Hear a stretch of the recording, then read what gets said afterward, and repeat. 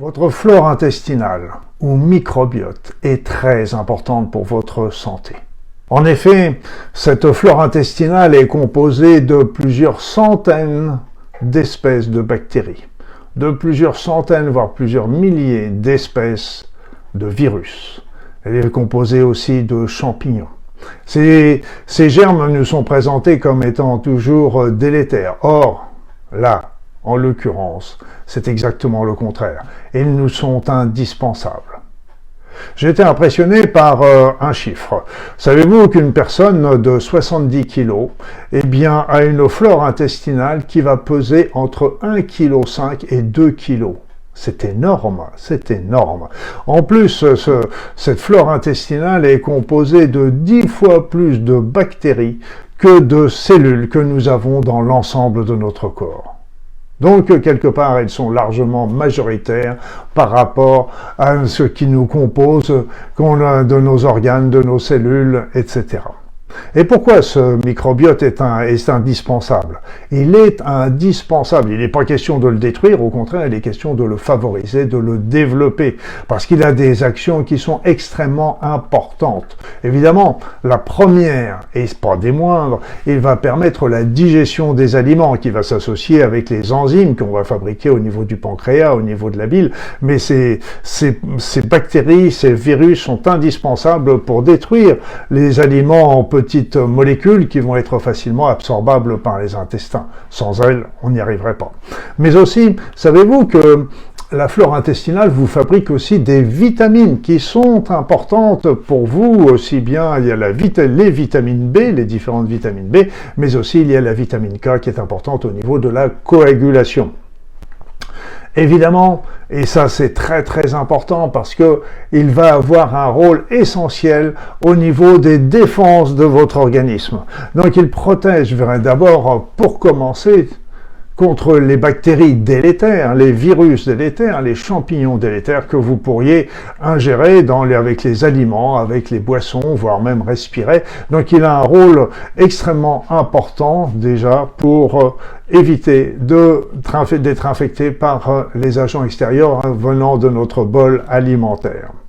Mais aussi, il va avoir un rôle de protection contre votre muqueuse intestinale, parce que grâce à lui, cette muqueuse intestinale et le mucus qui la revêt reste efficient, ce qui vous permet de faire une barrière qui ne va pas laisser entrer à ce moment-là les polluants, les germes, les toxiques qu'il peut y avoir, des pesticides, et j'en passe et des meilleurs, qui sont dans notre alimentation. Donc ça, c'est très important. Et c'est pour ça que quand la flore intestinale est dégradée, quand la flore intestinale se retrouve perturbé. À ce moment-là, le mucus qui est au-dessus de la muqueuse intestinale commence à disparaître, les muqueuses commencent à devenir poreuses et laissent entrer un certain nombre de germes, de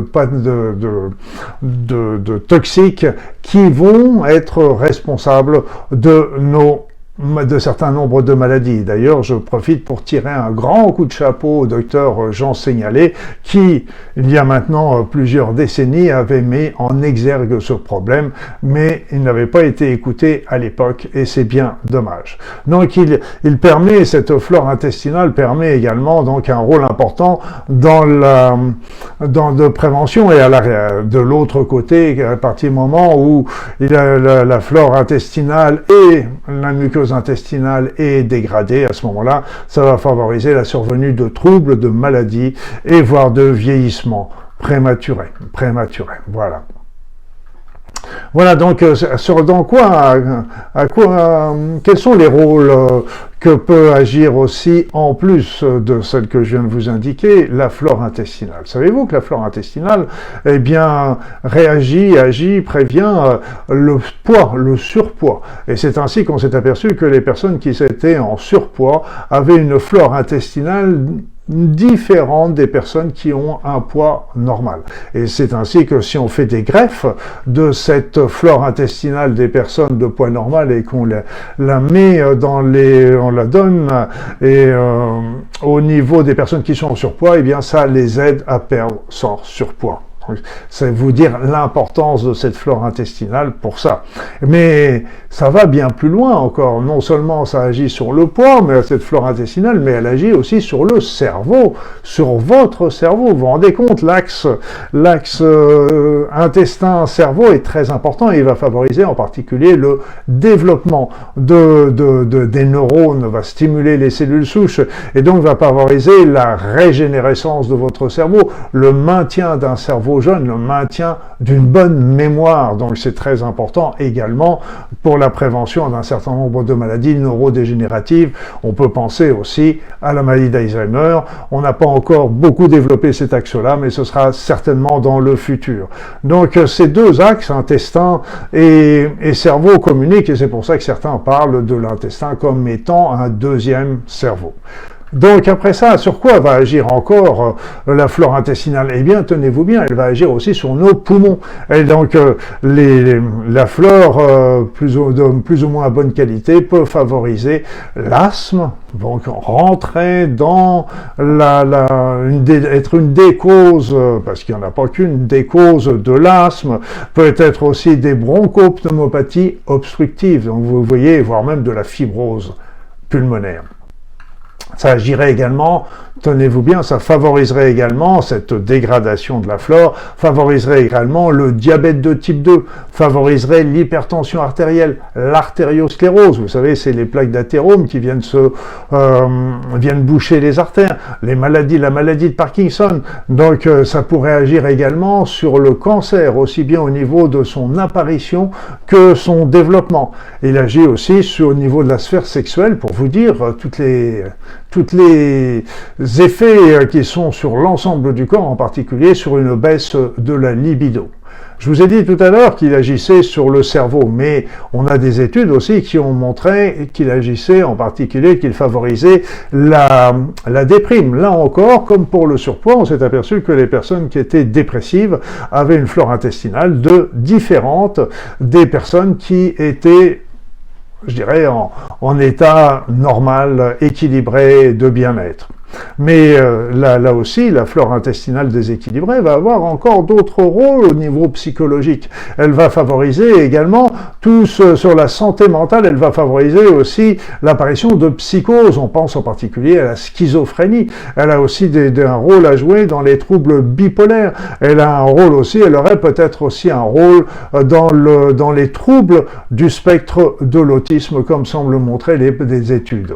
Donc, la flore intestinale intervient également dans le sommeil et également sur la longévité et donc sur le vieillissement.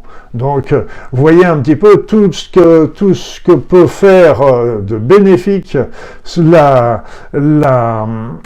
une flore intestinale équilibrée, mais inversement, une flore intestinale déséquilibrée pourra favoriser tous ces troubles ou toutes ces maladies. Donc, le problème est que notre flore intestinale est très, très, très facilement détruite et très largement détruite actuellement. Une des grandes causes, c'est déjà le stress.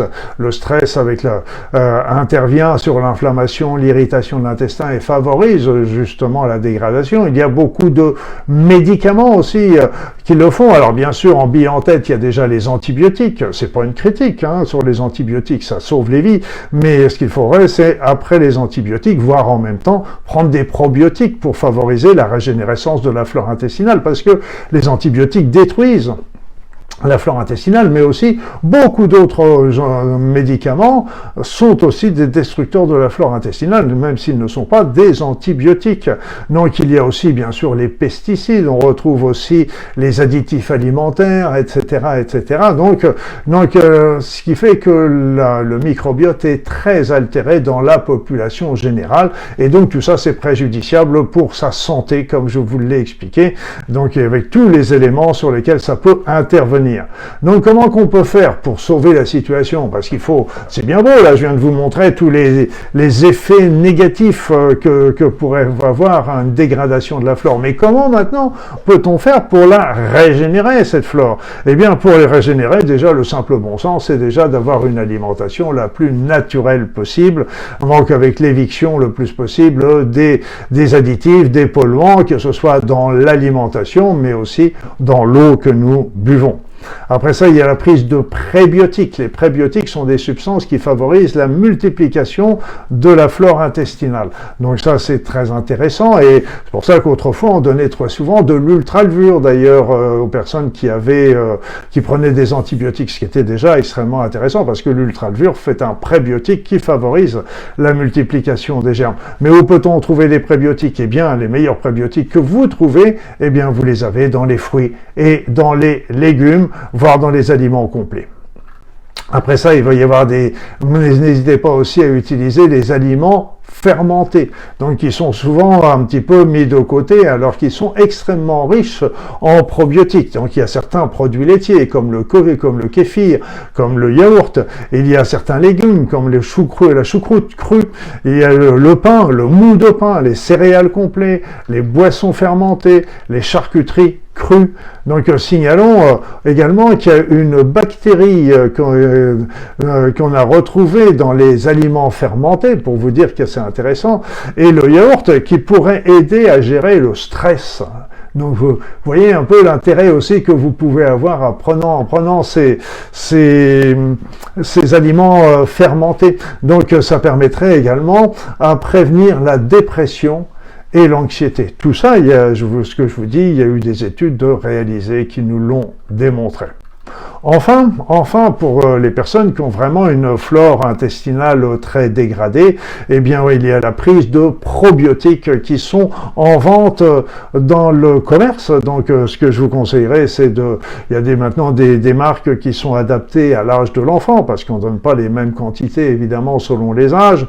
La quantité que je conseille par prise quotidienne est de 10 000. Il faut que la prise quotidienne contienne environ 10 milliards de germes par prise, et donc parmi ces 10 milliards, il y aura différentes souches, différentes espèces, selon les marques, donc c'est pour ça qu'il ne faut pas hésiter à changer de marque, non pas qu'il y ait une marque meilleure que les autres, mais ces marques, les probiotiques vont apporter les germes de la flore intestinale et possiblement les germes, ce qu'on veut, c'est que ça vienne apporter les germes qui vous manquent, qui ont été dégradés justement par les éléments que je vous ai évoqués précédemment. Donc il ne faut pas hésiter à tourner un petit peu, à prendre différentes marques les unes après les autres. Il faut faire des cures en général de 1 mois, 2 mois, 3 mois, selon l'importance des problèmes, pour régénérer cette flore intestinale qui, comme je vous l'ai dit, était extrêmement importante.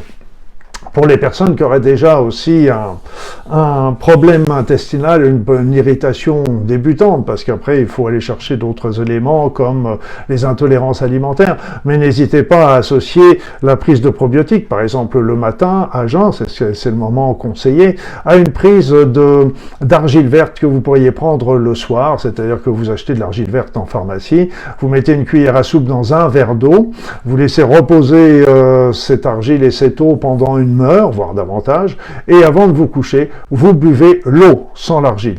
Donc ça permettra de faire aussi un petit pansement sur la muqueuse intestinale qui complétera l'action pour les personnes qui ont un intestin irrité et irritable. Voilà mes amis, donc surtout faites attention à vos intestins, faites attention à votre flore intestinale, et donc pensez-y en particulier lorsque vous avez des troubles qui apparaissent, des troubles du transit, constipation, diarrhée, des irritations, des ballonnements, des gaz, donc des éléments qui attirent votre attention vers vos intestins. Certainement qu'il y a derrière tout ça une dégradation de la flore intestinale qu'il convient de compenser avec les éléments que je vous ai donnés précédemment. Voilà, donc attention à vos intestins, ils sont très importants pour votre santé, pour votre esprit, votre cerveau, votre psychologie, et donc veillez à eux, ils sont des éléments essentiels pour votre santé.